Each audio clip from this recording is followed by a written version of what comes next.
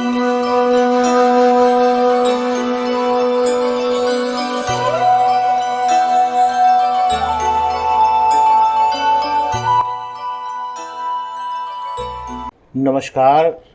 आदाब मित्रों। ज़िंदगी हौले हौले में एक बार फिर आप सभी लोगों का हार्दिक स्वागत है। भाषा और साहित्य की प्रस्तुति के अंतर्गत आज हम आपके सामने उर्दू साहित्य से संबंधित विषय को प्रस्तुत करने की श्रृंखला में उर्दू भाषा के उद्भव और विकास के संदर्भ में सामग्री प्रस्तुत करेंगे। दरअसल भारतवर्ष में उर्दू व्यवहारिक धरातल पर बहुत अधिक प्रचलित है, लेकिन आधुनिक और वर्तमान संदर्भों में उर्दू भाषा और साहित्य से संबंधित सामग्री देवनागरी लिपि में अपेक्षाकृत नहीं मिलती है, जबकि उसकी भी आवश्यकता महसूस की जाती है। और कई एक विश्वविद्यालयों ने भाषा और साहित्य के अंतर्गत विविध भारतीय भाषाओं के अध्ययन अध्यापन के क्रम में उर्दू को भी स्थान दिया है। तो मेरा प्रयास है कि उर्दू भाषा और साहित्य से संबंधित महत्वपूर्ण विषयों को समेट करके आप लोगों के सामने प्रस्तुत किया जाए। प्रस्तुति से पहले मैं आप लोगों से ये निवेदन करूँगा कि अगर अभी तक आप लोगों ने इस चैनल को सब्सक्राइब न किया हो तो मेरा अनुरोध है कि इसे आप लोग सब्सक्राइब कर लीजिए, इसे लाइक भी कीजिए और इसे शेयर भी करिए। धन्यवाद। आज का जो हमारा विषय है, यानी इस प्रस्तुति का जो पहला विषय है, वो है उर्दू भाषा का आरंभ और इसका विकास। प्रस्तुत है उर्दू भाषा का संबंध भारोपीय भाषा परिवार में हिंद आर्य वर्ग की भाषा से है। दरअसल इसकी हिंदुस्तानी शैली आमतौर पर भारत में बोली जाती है। उर्दू शब्द मूलतः तुर्की भाषा का शब्द है, जिसका मतलब होता है लश्कर, छावनी, शाही शिविर या खेमा या सैनिकों का पड़ाव। शाहजहां के समय से इस शब्द का प्रयोग भाषा के अर्थ में होने लगा था। उस समय की बादशाही सेना में फारसी, तुर्क, अरब आदि सैनिक भर्ती होते थे और वे लोग हिंदी में कुछ फारसी, तुर्की, अरबी आदि के शब्द मिलाकर बोलते थे। उनको इस भाषा का व्यवहार लश्कर के बाजार में वस्तुओं के लेन देन में करना पड़ता था। 17वीं शताब्दी में शाहजहां ने उर्दू को फारसी के साथ साथ राज दरबार की भाषा बना दिया, तो सैन्य पड़ावों और बाजार की यह भाषा तेजी से विकसित होनी शुरू हो गई। इसके बाद उर्दू में कविता लिखने की कोशिशें भी होने लगी। उर्दू के पहले कवि चंद्रभान ब्रह्मन को माना जाता है। उन्होंने बाजार में बोली जाने वाली जन भाषा में कविताएं लिखनी शुरू की। तत्पश्चात उर्दू में लिखने की परंपरा चल पड़ी और बाद में इसी उर्दू में मीर, अनीस, गालिब और इकबाल जैसे महाकवि पैदा हुए। तो डिप्टी नज़ीर अहमद, रतननाथ सरसार तथा प्रेमचंद और शहादत हसन मंटो एवं कुरतुल ऐन हैदर जैसी कथाकार भी सक्रिय हुईं। वर्तमान में उर्दू पाकिस्तान की राष्ट्रीय भाषा है और भारत में भी बड़ी आबादी द्वारा इसे बोलने और साहित्य रचने के लिए प्रयोग में लाया जाता है। उर्दू भारत के संविधान के अनुसार मान्यता प्राप्त भाषाओं में से एक है, जो कि भारत के 6 राज्यों की राजभाषा के रूप में भी प्रयुक्त होती है। जम्मू कश्मीर, तेलंगाना, उत्तर प्रदेश, बिहार, झारखंड और पश्चिम बंगाल ये राज्य हैं जहां पर उर्दू का राजभाषा के रूप में प्रयोग किया जाता है।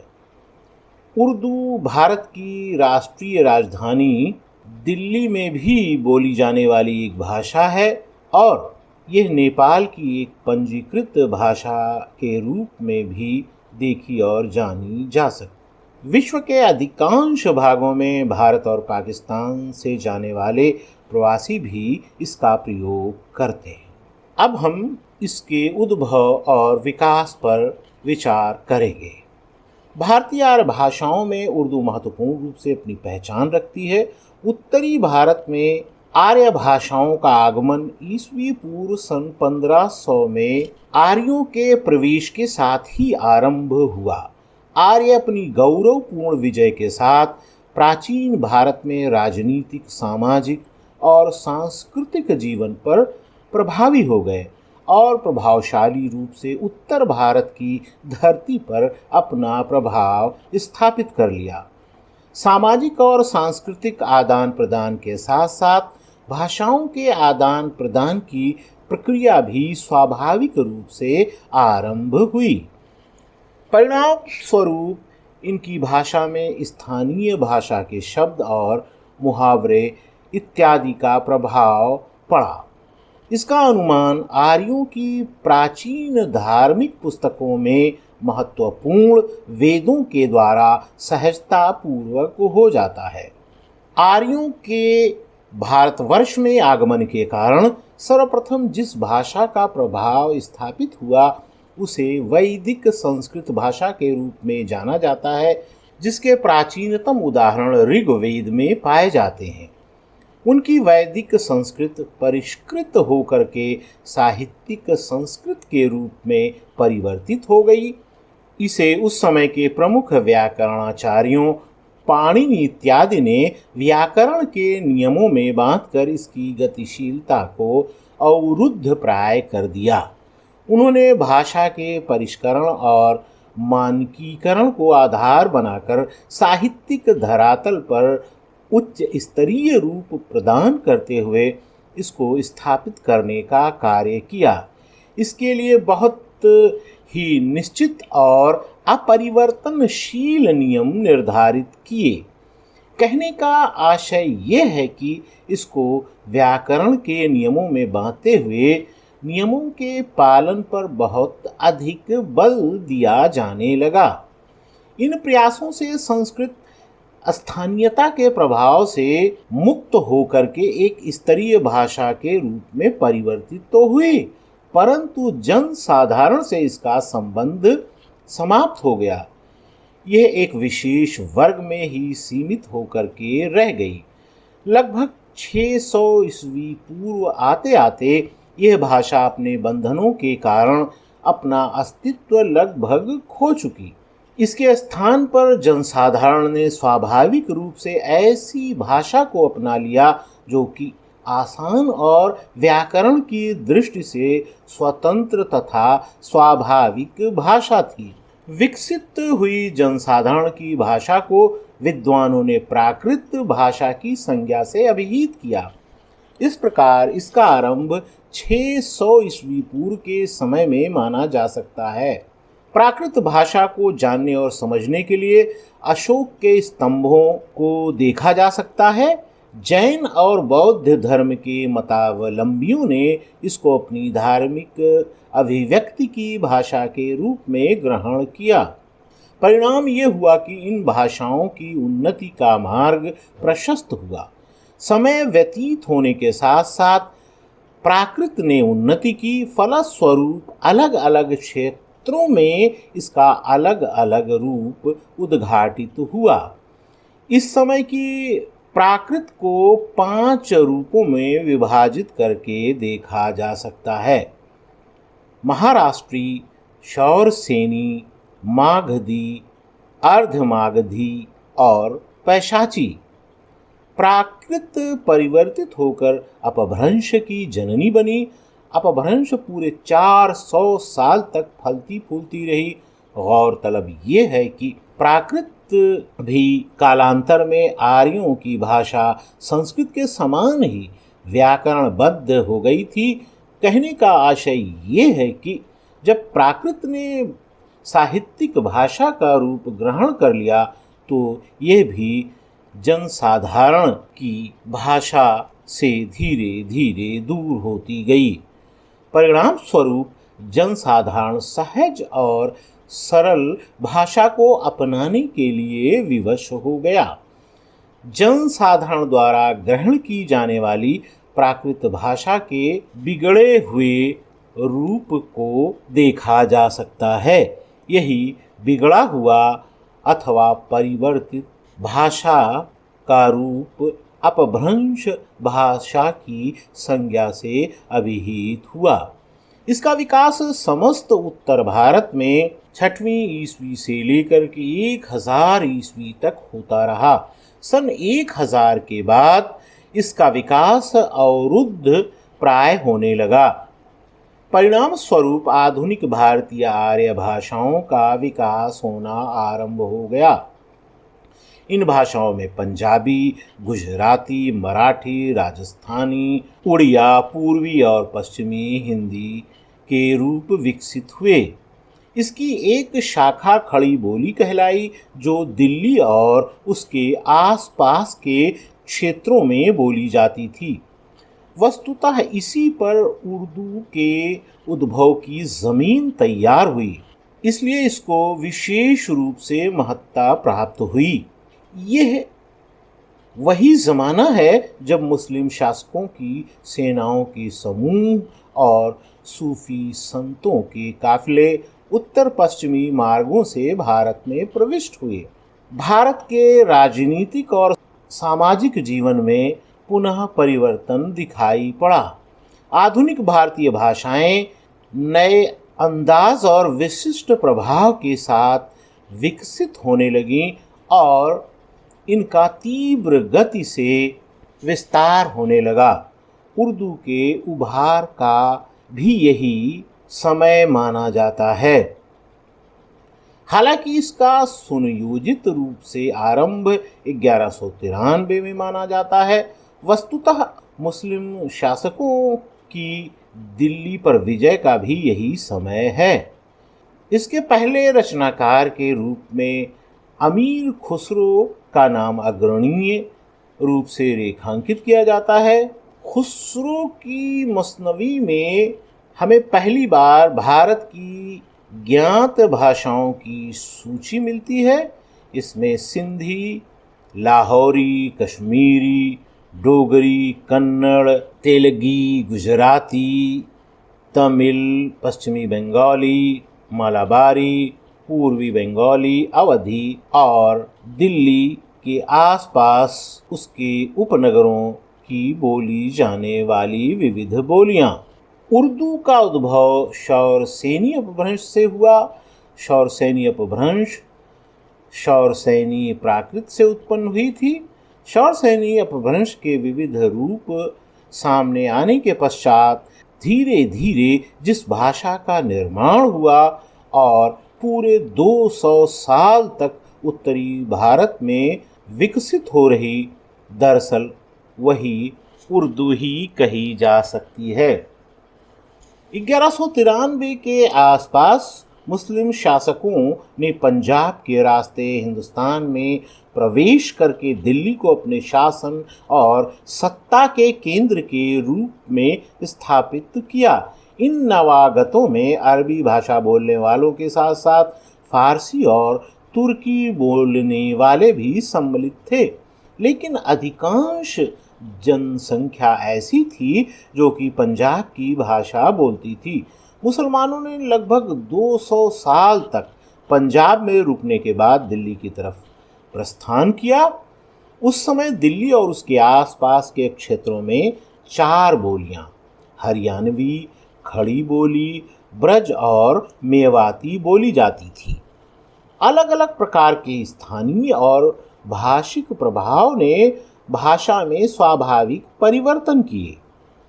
परिणाम स्वरूप भाषा का जो नया रूप सामने आया वो हिंदी, हिंदवी, ज़बान दहली, दहलवी, रेख्ता और अंत में उर्दू कहलाई।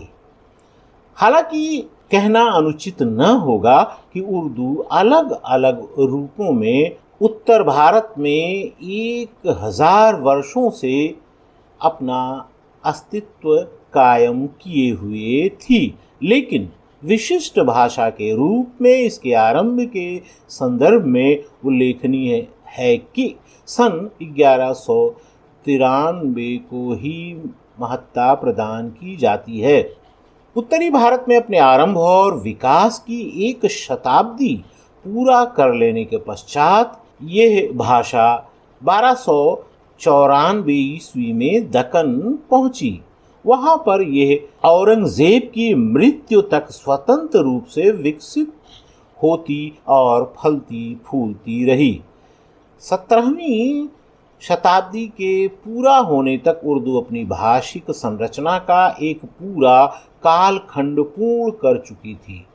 18वीं सदी से अपने विकास के दूसरे चरण में प्रवेश करती है और 19वीं शताब्दी के आरंभ से इसका परिष्कृत रूप उभर करके सामने आता है।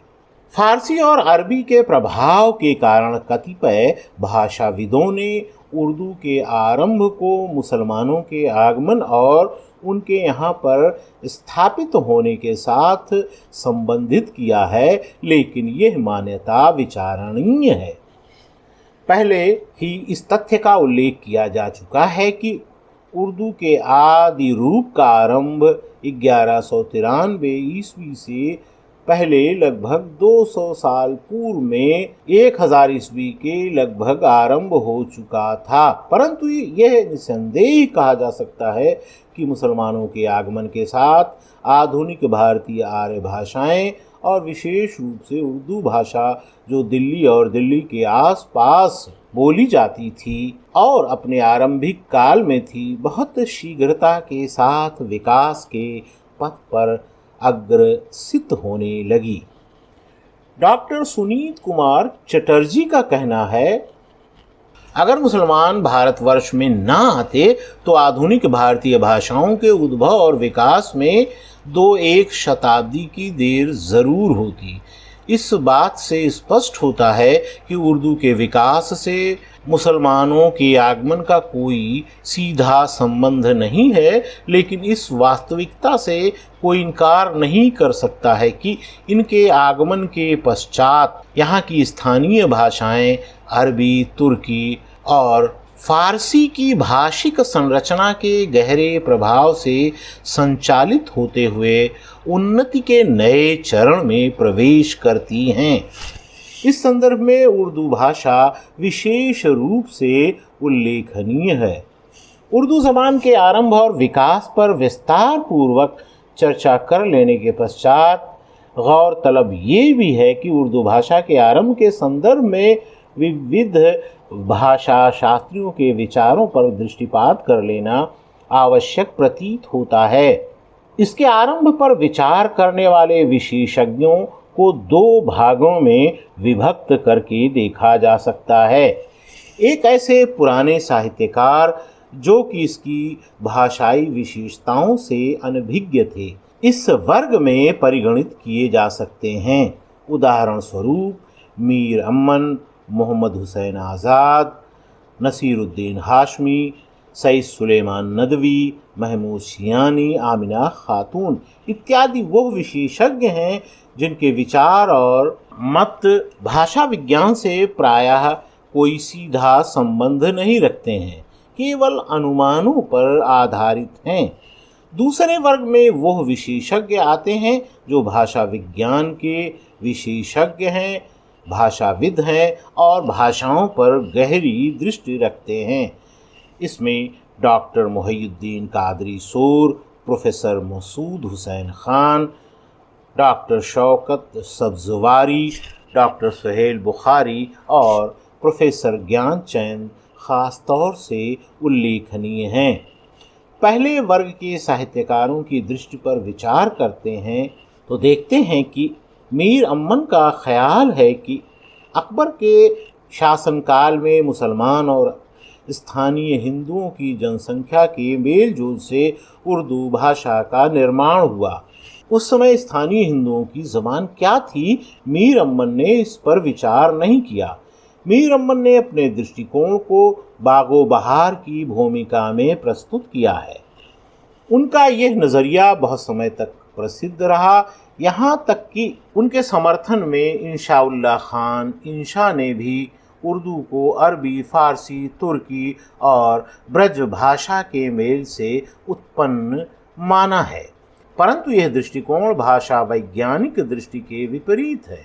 सईद सुलेमान नदवी अपनी किताब नुकूसे सुलेमानी में उर्दू को सिंध की पैदावार करार देते हुए कहते हैं कि मुसलमान सबसे पहले मोहम्मद बिन कासिम के नेतृत्व में भारत में प्रविष्ट हुए। मुसलमान सिंधु घाटी में लगभग 300 वर्षों तक रहे। उनकी और स्थानीय भाषा के मेलजोल से एक नई भाषा अस्तित्व में आई जो बाद में उर्दू कहलाई, लेकिन नदवी साहब ने ठोस भाषिक अथवा भाषा वैज्ञानिक प्रमाण प्रस्तुत नहीं किए हैं। सिंध में अरबों के आगमन से सिंधी अवश्य ही प्रभावित हुई। परिणाम ये हुआ कि आधुनिक सिंधी पर अरबी का गहरा प्रभाव दृष्टिगत होता है, परंतु यह कहना कि सिंधी और अरबी के मेल से उर्दू भाषा का जन्म हुआ, यह स्वाभाविक प्रतीत नहीं होता है। नसीरुद्दीन हाशमी अपनी किताब दक्कन में उर्दू में दक्कन को उर्दू की जन्म स्थली के रूप में रेखांकित करते हैं। उनके अनुसार मुसलमान सबसे पहले व्यापार और सैर सपाटे के लिए दक्कन के समुद्री किनारे पर पहुंचे थे, इसलिए अरबों और स्थानीय नागरिकों के मध्य व्यापारिक और सांस्कृतिक संबंधों के बढ़ने से एक भाषा अस्तित्व में आई जो बाद में उर्दू कहलाई। हाशमी साहब ने भी अपने दृष्टिकोण के प्रमाण के रूप में कोई उदाहरण प्रस्तुत नहीं किया, अतः कहा जा सकता है कि उनका दृष्टिकोण भी अनुमान पर ही आधारित है। मोहम्मद हुसैन आज़ाद ने ब्रज भाषा को उर्दू की बुनियाद करार दिया है, इसलिए वो अपनी प्रसिद्ध पुस्तक आबे हयात को इन शब्दों से आरंभ करते हैं। इतनी बात प्रत्येक व्यक्ति जानता है कि हमारी उर्दू भाषा ब्रज भाषा से निकली है और यह भाषा विशिष्ट भारतीय भाषा है। मोहम्मद हुसैन आज़ाद का विचार है कि मुसलमानों की भाषा फारसी और तुर्की थी और हिंदुओं की भाषा ब्रज थी, इसलिए दोनों भाषाओं के आपसी मेल जोल से उर्दू भाषा उत्पन्न हुई। आज़ाद अपने इस विचार के कारण बहुत प्रसिद्ध हुए। यद्यपि वास्तविकता ये है कि इस नज़रिए को आज़ाद से पहले रूडोल्फ हार्नली ने प्रस्तुत किया था। इस विचारधारा का समर्थन सईद शमसुल्लाह कादरी ने भी किया है, परंतु ये विचार भी भाषा वैज्ञानिक दृष्टिकोण से सत्य प्रतीत नहीं होता है। उर्दू के आरंभ के संदर्भ में जो भी विचार प्रस्तुत किए गए हैं, इनमें इस बात पर जोर दिया गया है कि उर्दू ज़बान दो ज़बानों के मेल जोल से पैदा हुई। यद्यपि भाषा विज्ञान का नियम ये है कि भाषिक संरचना की दृष्टि से इसमें कोई संदेह नहीं कि भाषाएं एक दूसरे को प्रभावित करती हैं, परंतु इनके मेल से तीसरी भाषा अस्तित्व में आ जाए ये अस्वाभाविक है। हर भाषा की अपनी निजी विशिष्टता होती है, मूल संरचना होती है जो कि दूसरी भाषाओं से प्रभाव ग्रहण करके विकसित होती है। दूसरे वर्ग से संबंध रखने वाले भाषाविदों के विचार पर भी दृष्टिपात कर लेना आवश्यक है। उर्दू पंजाब की भूमि में पैदा हुई है और वहीं से दिल्ली की यात्रा करके आई है। यह नज़रिया हाफिज़ महमूद शिरानी ने अपनी किताब पंजाब में उर्दू में पेश किया है। उन्होंने अपने विचारों को बहुत ही तर्कपूर्ण रूप से प्रस्तुत किया है।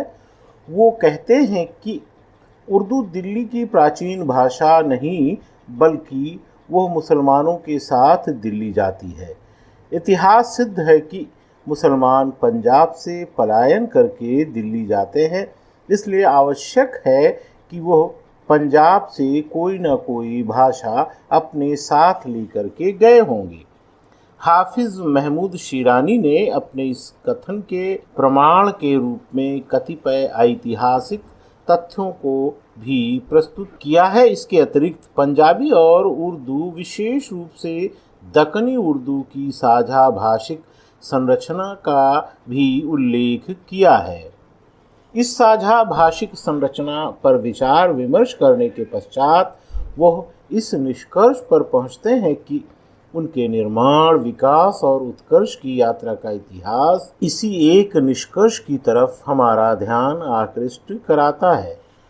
उनके अनुसार उर्दू और पंजाबी भाषाओं का जन्म स्थान एक ही स्थान है। दोनों भाषाएं एक ही स्थान पर पली बढ़ी और जब परिष्कृत हो गई तब उनमें अलगाव दृष्टिगत हुआ। डॉक्टर मोहिउद्दीन कादरी जोर ने अपनी किताब हिंदुस्तानी लिसानियात में यही विचार प्रस्तुत किया है। ग्राहम बेली ने भी हाफिज महमूद शिरानी के विचारों का समर्थन किया है।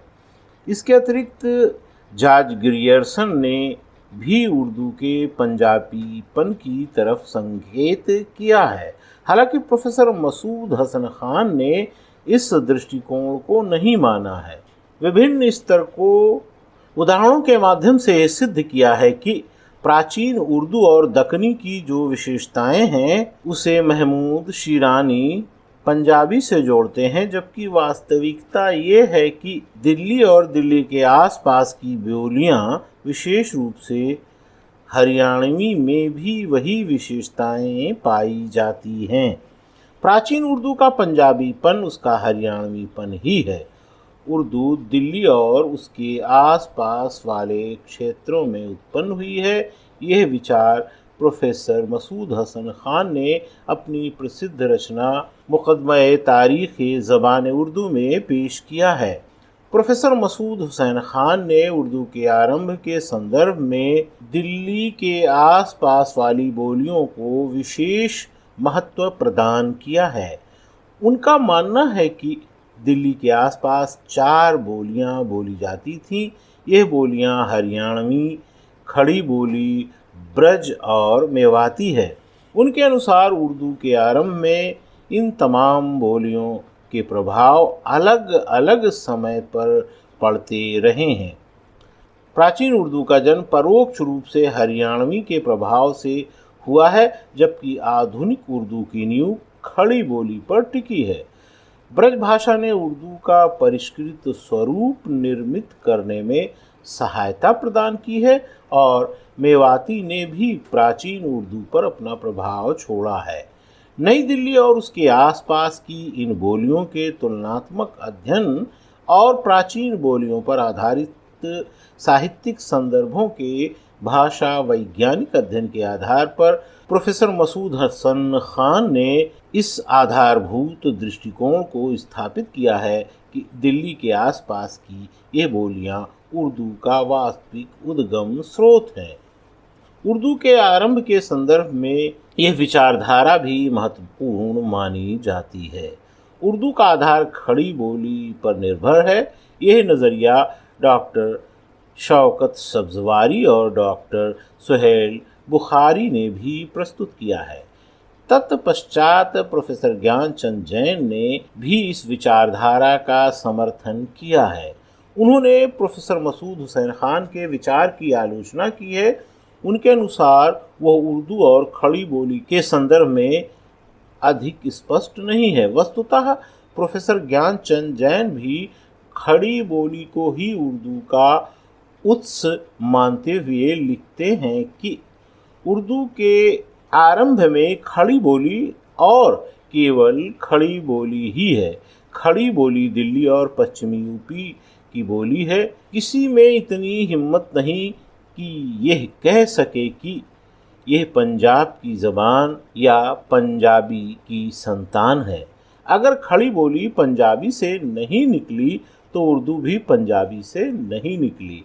आगे कहते हैं, मैं शौकत सब्जवारी और सुहेल बुखारी के विचारों का समर्थन करते हुए कहता हूँ कि भाषा वैज्ञानिक दृष्टिकोण से उर्दू, हिंदी, खड़ी बोली एक हैं। उर्दू खड़ी बोली का वह रूप है जिसमें अरबी फारसी शब्द अपेक्षाकृत अधिक और संस्कृत के शब्द लगभग अनुपस्थित हैं, परंतु इस विशेषता के बावजूद उर्दू खड़ी बोली से भिन्न भाषा नहीं हो जाती है। उर्दू की उत्पत्ति के संदर्भ में विविध विचार और दृष्टिकोण के प्रकाश में यह बात स्पष्ट हो जाती है कि उर्दू का आरंभ खड़ी बोली पर निर्भर करता है अथवा उर्दू का आरंभ खड़ी बोली के द्वारा ही हुआ है।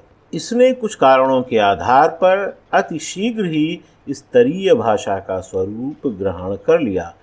मिर्ज़ा खलील अहमद इस दृष्टिकोण को समेटते हुए कहते हैं, प्रोफेसर मसूद हुसैन खान के दृष्टिकोण में काफ़ी प्रभाव है और अब तक के तमाम दृष्टिकोणों में वही दृष्टिकोण सर्वाधिक स्वीकृत योग्य है। शब्दकार को मसूद हसन खान की इस बात से सहमति है कि उर्दू 1993 के बाद दिल्ली और दिल्ली के आसपास के क्षेत्रों में पैदा हुई। यह खड़ी बोली पर आधारित है। विशेष रूप से प्राचीन उर्दू पर हरियाणवी का प्रभाव दिखाई देता है। वस्तुतः दृष्टिकोण इस तथ्य को रेखांकित करते हैं कि उर्दू भारत की ऐसी विशिष्ट भाषा है जिसका कोई एक निश्चित क्षेत्र नहीं, बल्कि यह वो भाषा है जो समस्त भारत में बोली जाती है। उर्दू भाषा का अध्ययन भारत की सामासिक संस्कृति का अध्ययन है। इसमें भारतीय सामासिक संस्कृति की स्वर्णिम छवियों और चरित्रों को देखा जा सकता है।